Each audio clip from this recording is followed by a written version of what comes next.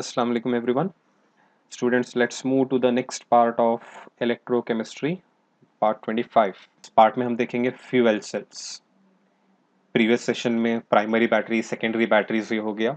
अब ये पार्ट में हम डिस्कस करेंगे fuels, very important and emerging field in the category of batteries, right. अब खासकर अगर आप इलेक्ट्रिकल प्रोडक्शन की बात करते हैं तो usually what happens is electrical production is done in the thermal plants. Thermal plants में क्या करते हैं, large quantity of fossil fuels will be use, जैसे कि कोल यूज होता है, पेट्रोलियम, डीजल. ऐसे फॉसिल फ्यूल्स का इस्तेमाल करके वाटर को जो है हाई प्रेशर स्टीम में कन्वर्ट किया जाता है. उनको बर्न करके, उनको ऑक्सीडेशन करके, कंबशन इन्वॉल्व होता है यहाँ पर. तो उसके बाद जो है वो कंप्लीट एनर्जी जो है वो वाटर को जो है हाई प्रेशर स्टीम में कन्वर्ट करने के लिए इस्तेमाल किया जाता है. और ये high pressure steam turbines rotate करने के लिए इस्तेमाल करते हैं. जब टरबाइंस यानी कि व्हील शेप में, फैन शेप में रहते हैं, ये टरबाइंस जब रोटेट होंगे तब जाके इलेक्ट्रिकल एनर्जी प्रोड्यूस होते जाती है. That is it functions like a dynamo type, और its mechanical energy will be converted into electrical energy. तो कितने स्टेप्स आ रहे हैं देखो. आपको फॉसिल्स फ्यूल्स को बर्न करना पड़ रहा है, वो एनर्जी हम लिक्विड वाटर को जो है स्टीम में कन्वर्ट करने के लिए यूज हो रही है. और ये स्टीम से आप टरबाइंस रोटेट कर रहे हैं, मैकेनिकल फॉर्म में चेंज कर रहे हैं, और ये मैकेनिकल एनर्जी से आपको इलेक्ट्रिकल एनर्जी मिल रही है. It's a long process. और इसमें ओवरऑल होता क्या है, मेन थिंग, आपके फॉसिल फ्यूल्स डैमेज हो जा रहे हैं, दे आर लॉस्ट. और second important thing is pollution. it causes lot of pollution. When you are burning the fossil fuels, definitely they give out smoke, and it will cause much amount of pollution, right? तो अब इसका alternate क्या है, right? So right now the alternate is, there are some chemical reactions where you can produce electricity without undergoing these many steps. Directly the combustion energy can be converted into electrical energy. यहाँ पे thermal plants में क्या हो रहा है, combustion energy को पहले आप स्टीम फॉर्म करने के में यूज कर रहे हैं, उस स्टीम से आप टरबाइंस रोटेशन कर रहे हैं, मैकेनिकल फॉर्म में चेंज कर रहे हैं, फिर ये मैकेनिकल से आपको electrical, right? Whereas when you talk about electrochemistry, in this electrochemistry part, there are some electrochemical reactions where chemical energy is directly converted into electrical energy, right? Without undergoing these many steps, you can directly produce electrical energy, and that is carried out in these fuel cells, right? So fuel cells are those devices, those galvanic cells which convert energy of combustion of certain fuels like hydrogen, methane, methanol directly into electrical energy. Okay, जैसे यहाँ पे combustion होगा, इस combustion process में ये energy of combustion जो रहेगी directly electrical energy में कन्वर्ट हो जाएगी, right. So here they are very very efficient compare to thermal plants. पहले तो इन फ्यूल सेल से पोल्यूशन नहीं होता है, दूसरा एफिशिएंसी बहुत ज्यादा है, क्योंकि नॉर्मली एफिशिएंसी की जब हम बात करते हैं, they are highly efficient, they produce electricity with an efficiency of 70% compare to thermal plants. Efficiency calculate करना है तो हम फॉर्मूला यूज करते हैं delta G divided by delta H multiplied by 100. This will give you the efficiency of a cell, right? If you check out the free energy change of that reaction and enthalpy change, when you take the percentage, that will give you efficiency. ये thermal plants और fuel cells का अगर आप efficiency check करेंगे, efficiency of fuel cells is more compared to thermal plants, and they are pollution free, they do not cause any kind of pollution, right? और important चीज है यहाँ पे multiple steps involved नहीं हो रहे, directly that energy of combustion will be converted into electrical energy, right? So fuels, you can use hydrogen, the simplest one, or you can go with methane or methanol, right? So in this present discussion we'll go with hydrogen oxygen fuel cell. इसका diagram और इसके reactions क्या है वो discussion हम यहाँ पे करेंगे. Okay, hydrogen oxygen fuel cell. So this is the setup or the diagram of fuel cell, hydrogen oxygen fuel cell. Again, a container with an inlet for hydrogen gas and inlet for oxygen gas. Okay, and here we are having anode and cathode. These are all made up of carbon और graphite. दोनों भी electrodes carbon या graphite से बने हुए हैं और इसके अंदर कुछ मेटालिक स्पीशीज भी प्रेजेंट होते हैं जैसे कि पलाडियम होगा और nickel. What they do is they act as catalyst. In these rods, palladium, nickel or cadmium, these type of metals will be added in powdered form, so they act as catalyst, means they increase rate of reaction. Increase rate of reaction, speed of reaction बढ़ाते हैं, they increase rate of reaction. And in between we are having some alkaline electrolyte, aqueous electrolyte दिए, you can use NaOH or KOH will be used, right? So here one electrode will be acting as anode where oxidation will be taking place and the other will be acting as cathode where reduction will be taking place. Okay, तो ये diagram भी exam में पूछे हैं 1 mark के लिए. Draw the diagram, नी diagram of hydrogen oxygen fuel cell. आपको इतना ड्रॉ करके लेबलिंग करना है, right? So it will be for 1 mark.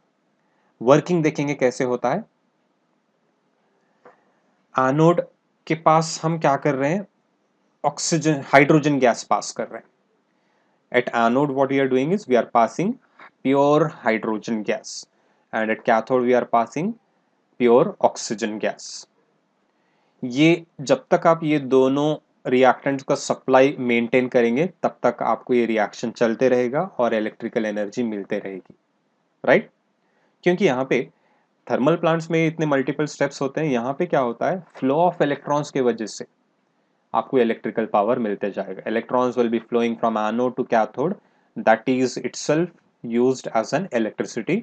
और यहाँ पे जो बाई प्रोडक्ट मिलेगा आपको वाटर, इसको जो है पहले स्टीम फॉर्म में, गैसियस फॉर्म में मिलेगा, उसको कंडेंस करके आप लिक्विड वाटर बना के ड्रिंकिंग पर्पस के लिए भी यूज कर सकते हैं. That was done first initially in the Apollo spaceship program. Okay, वहाँ पे फ्यूल सेल्स का इस्तेमाल भी किया गया और ये प्रोडक्ट जो मिल रहा था वाटर, उसको जो है ड्रिंकिंग वाटर के तौर पे यूज भी किया गया है, राइट? सिर्फ कॉस्टली रहने से अभी ये कमर्शियलाइज नहीं हुआ है. In future it may also be used in many of the automobiles right now which are presently working on normal batteries. In future fuel cell batteries also will be used in the automobiles, right? तो functioning कैसा है? At anode hydrogen will be undergoing oxidation and whereas cathode oxygen will be undergoing reduction. Let's see the cell reactions. At anode what is happening? H2 changes to H2O.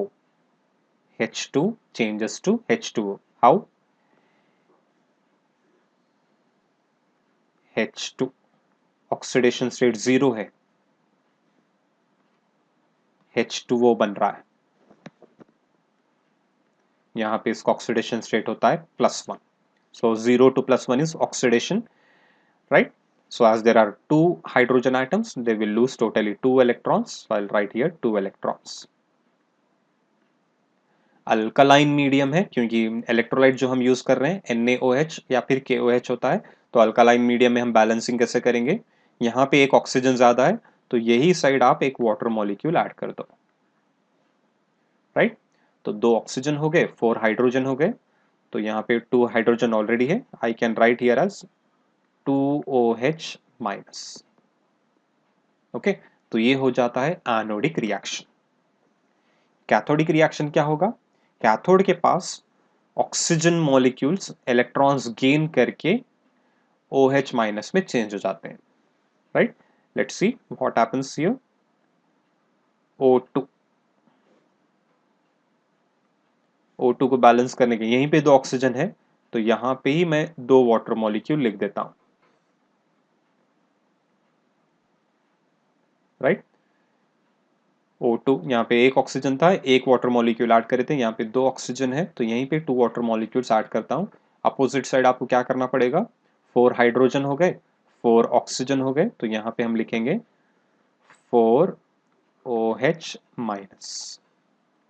Means oxygen reduction में involve अगर होना है तो एक oxygen atom को 2 electron चाहिए, O2 minus, it requires 2 electrons. कितने items हैं यहाँ पे, 2। O2 मॉलिक्यूल में टोटली 2 ऑक्सीजन आइटम आएंगे, टोटली इलेक्ट्रॉन्स कितने चाहिए आपको, 4। You require 4 electron. This reaction is finished, right. देखो आप charge, total positive negative charge यहाँ पे लेफ्ट साइड में 4 माइनस है, तो यहाँ पे भी 4 माइनस। ये हो गया आपका cathodic reaction, right. Loss of electrons is 2 whereas gain of electrons is how much, 4। तो इसको हम बैलेंस कैसे करेंगे, multiply anodic reaction by 2। Okay, जब आप 2 से मल्टीप्लाई करेंगे क्या क्या कैंसिल होता है और फाइनली लेफ्ट आउट क्या रहता है, देखो 2 into H2 2H2, right. 2 into 2OH minus, ये हो जाएंगे 4OH minus, 4OH minus 4OH minus cancel, right. 2 into 2, 4 water molecules हो गए, राइट। 4 वाटर मॉलिक्यूल्स में से ये 2 वाटर मॉलिक्यूल LHS में यहाँ पे ये कैंसिल होंगे, यहाँ पे 4 हो गए थे, 2 बच जाएंगे। 2 into 2, 4 electron, 4 electron cancel. Now what is left out, 2H2 plus O2 gives 2H2O liquid, right? Initially you will get in gaseous form, finally you can condense it into liquid form, right? So this is the overall reaction taking place in hydrogen oxygen fuel cell. Okay, so you are combining hydrogen and oxygen. ये remember याद रखो, directly hydrogen और oxygen आप combine नहीं कर सकते हैं। अगर ये कंबाइन हो जाएंगे तो ब्लास्ट हो जाएगा, एक्सप्लोजन हो जाएगा। कंट्रोल्ड मैनर में आपको ये फ्यूल सेल में रिएक्शन कैरी आउट करना है। अगर ये डायरेक्ट कॉम्बिनेशन इतना इजी होता तो अब तक जो है जितना भी हाइड्रोजन गैस और ऑक्सीजन गैस है उसको मिला के हम वाटर बना के अपनी वाटर की प्रॉब्लम सॉल्व करते थे, लेकिन ऐसा नहीं है क्योंकि हाइड्रोजन हाईली कंबस्टिबल गैस है और ऑक्सीजन एक supporting, it supports combustion. Okay, reaction की खासियत देखो, ये हाईली कंबस्टिबल गैस है और ये सपोर्ट करने वाला है, कंबशन सपोर्ट करने वाला गैस है। दोनों जब मिलते हैं तो आपको एक ऐसा प्रोडक्ट मिलता है जो आग को बुझाता है। ये आग लगाने वाली चीज है, आग लगने वाली चीज है, ये आग लगाने वाली चीज है, ये दोनों को मिला के आपको कैसा आग बुझाने वाली चीज मिल रही। फैक्ट है, लेकिन क्या कर सकते हैं, नॉर्मली ये रिएक्शन आप कैरी आउट नहीं कर पाएंगे because it is quite explosive. That's why it is not yet commercialised. अभी तक ये कमर्शियलाइज नहीं होने की वजह यह है कि इसको कंट्रोल्ड कंडीशंस में ही कैरी आउट करना पड़ता है, right. So this is the way how hydrogen oxygen fuel cell will function. It is asked in the examination as a definition. Fuel cell का definition लिखना रहता है. They have asked the diagram also, and many of the times they have asked write the cathodic and anodic reaction taking place in hydrogen oxygen fuel cell. ये दो reaction आपको लिखना है. Okay, ये overall reaction है, right?